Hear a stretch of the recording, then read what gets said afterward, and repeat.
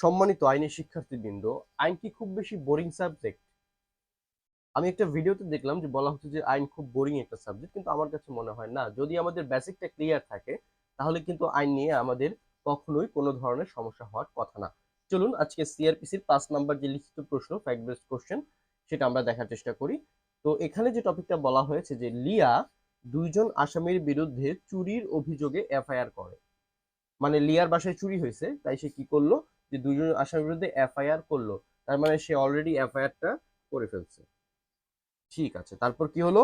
1 সপ্তাহ পর লিয়ার স্বামী ওই 2জন সহ মোট 4জন ব্যক্তির বিরুদ্ধে চুরির নালিশ করে ম্যাজিস্ট্রেটের কাছে। তার মানে আবার কি করলো? নালিশ করলো।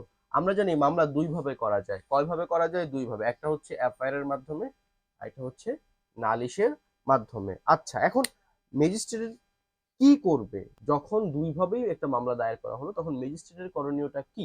এটাই হচ্ছে আমাদের প্রশ্ন। দেখেন, এটা তো আমাদের সিআরপিসির কোথাও না কোথাও আছে, ঠিক না? দেখেন তো, আমাদের সিআরপিসির 154-তে আছে এফআইআর এর কথা। ওখানে কি এই ধরনের কিছু আছে যে ম্যাজিস্ট্রেট কি করবে? না।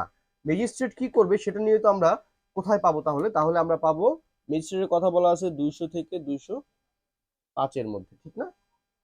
দেখেন, আপনি কিভাবে ভাগ করে অল্প অল্প করে উত্তরটা কোথায় আছে সেটা বের করবেন। তাহলে 200 থেকে 205 এর মধ্যে কি আছে?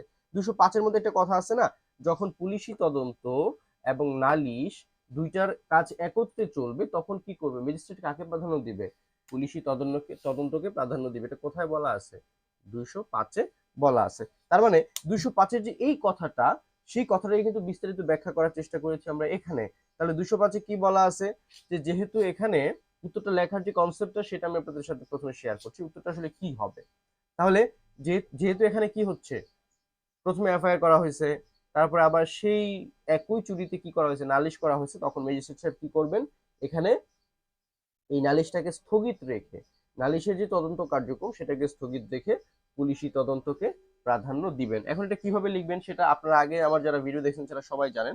প্রথম প্যারায় লিখবেন যে কি করবে, যে পুলিশ ম্যাজিস্ট্রেট কি করবে, যে নালিশি তদন্ত স্থগিত রাখবেন। এটা হচ্ছে আমাদের প্রথম কথা। দ্বিতীয় কথা হচ্ছে যে 205 নম্বর ধারায় এই সম্পর্কে বলা আছে, 205-এ 205-এর ঘতে এই সম্পর্কে বিস্তারিত বলা আছে। 205-এর ঘ, 205-এর ঘতে এই সম্পর্কে কি বলা আছে? বিস্তারিত বলা আছে। তাহলে আমাদের জাস্ট এইটুকু জানলেই হবে যে এখানে আমরা ঘটনাটা কি লিখবো এবং কিভাবে সাজাবো, এবং এর পরের প্যারায় আপনারা বিস্তারিত যা আছে সেটা লিখে দিবেন। আজকের ক্লাসটা এ পর্যন্তই। আসসালামু আলাইকুম।